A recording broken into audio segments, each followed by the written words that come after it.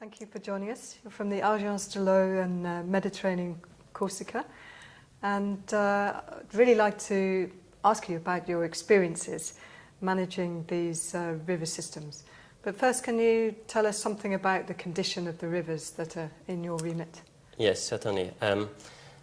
Over the 3,000 rivers that we look after, you can say that ecological river restoration has become one of the top priorities for these rivers because the hydrology, the morphology, and the continuity of those rivers has been altered. About 2/3 of the rivers are under hydromorphological pressures. So it has become one of the top 4 priorities for our next program of intervention. And the budget that we are going to dedicate to that has doubled. It will be 400 million euros for the next 6 years because it has become such a priority for us to reach good ecological status on those rivers. So tell me, at a time when Europe's in recession, and France is included a bit in that, how is it possible to double the budget for river restoration? It's a good question, and it has to do with the way the French system works and the funding works. When it's based basically on the polluter pay and the user pay principle. So when somebody uses water, whether it is for hydroelectricity, irrigation, or even private consumption, that person pays some taxes, so industries and so forth. And those taxes are collected by the water catchment agencies, like my organization. And this money goes back to water. So we use it to subsidize projects. Traditionally, it's been used a lot for water quality, so wastewater treatment plant. But what we see now is a shift as the water quality has improved, thanks to all the efforts put on wastewater treatment plant. Now we see that the biggest challenge to come is on hydromorphological work. So do people who pay the taxes, do they have a say in what happens with their money and how it's invested in the rivers? Of course.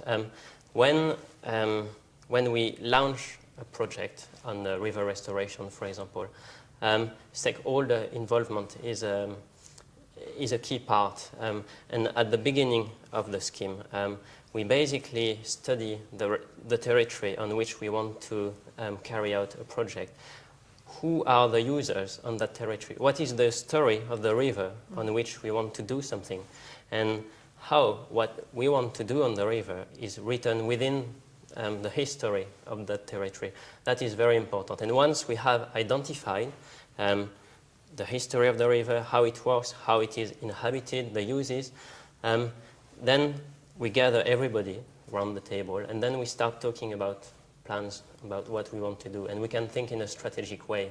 Mm-hmm. But how do you make the choices, the priorities between different users and different, maybe different kinds of restoration that would have benefits for different user groups? That must be hard. It is hard. Basically, the Rhône catchment is a very diverse catchment. It is the size about a quarter of France.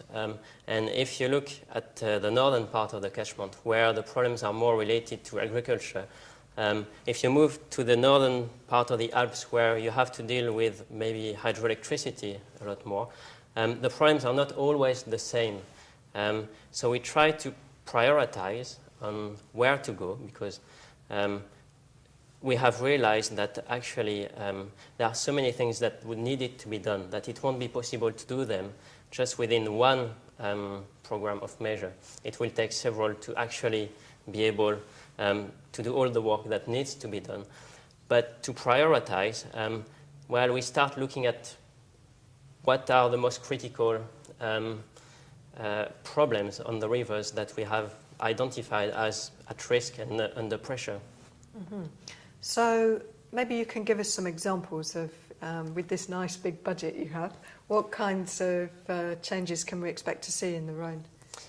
Well, if we look, for example, at the Rhône River, a very constrained environment, a set of heavily modified water bodies used for irrigation, navigation, and hydroelectricity with 19 dams.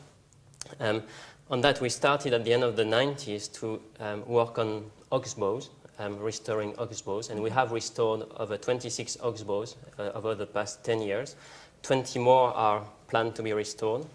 We've increased the minimum flow rate also on the Rhône, so that those oxbows were also reconnected, not just working on morphological work, but also on hydrological conditions. And by doing so, we've actually seen some really nice progress. The water quality has improved, and we have seen fishes that used to come and that were not coming anymore because the hydrology has changed and the habitat was not there anymore. We have seen a typological shift, actually, and some of the fishes that used to come and were not there anymore have come back. Outside the Rhône, we have many different projects also that have been really successful. I can give the example of the river Ouvèze, for example. A lot of dredging had taken place. There were also dams, and the river had incised a lot, and actually incised to such a point that there was no substrate anymore, no gravel, actually. It wasn't rock bottom. The water temperature in the summer was really high. There was no fish anymore in that river, and the water quality was very poor.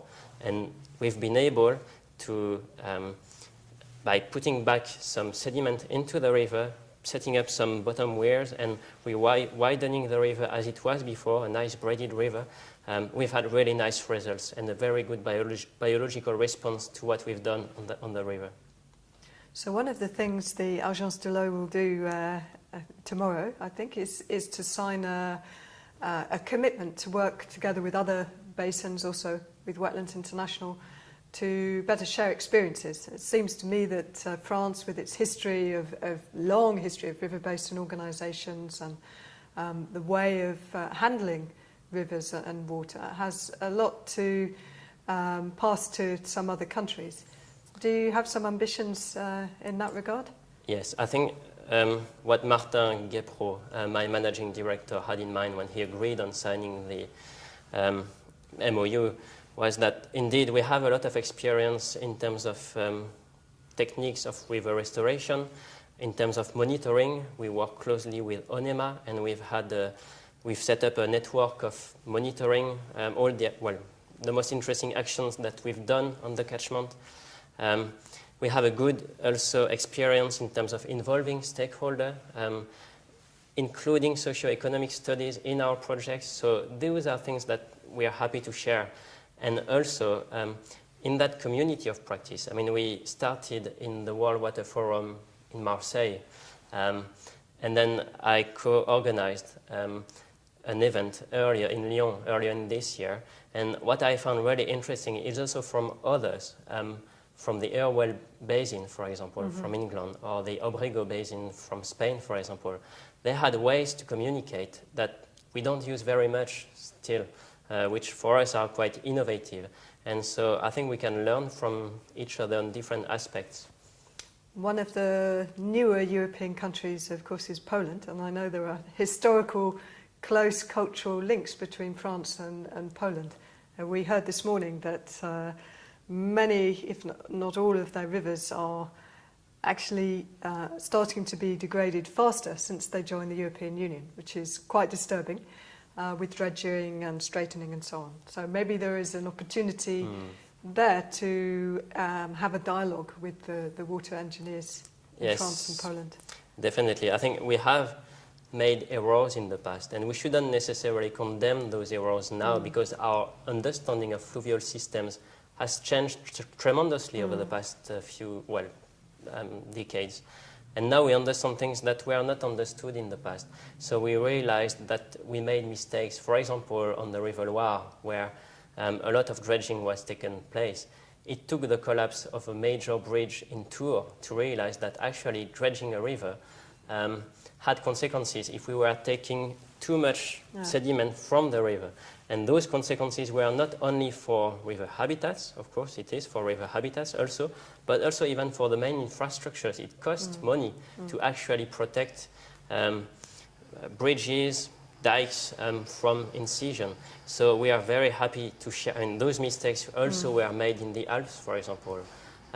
So we are happy to share that experience so that maybe others can see the impacts of doing so, of of drenching rivers, for example. Well, that's a key point, the value of keeping nature working with us and the cost of restoring. Yes. So, Benoît, thank you very much for joining us on River Talk. Welcome. Thank you very much, Jane.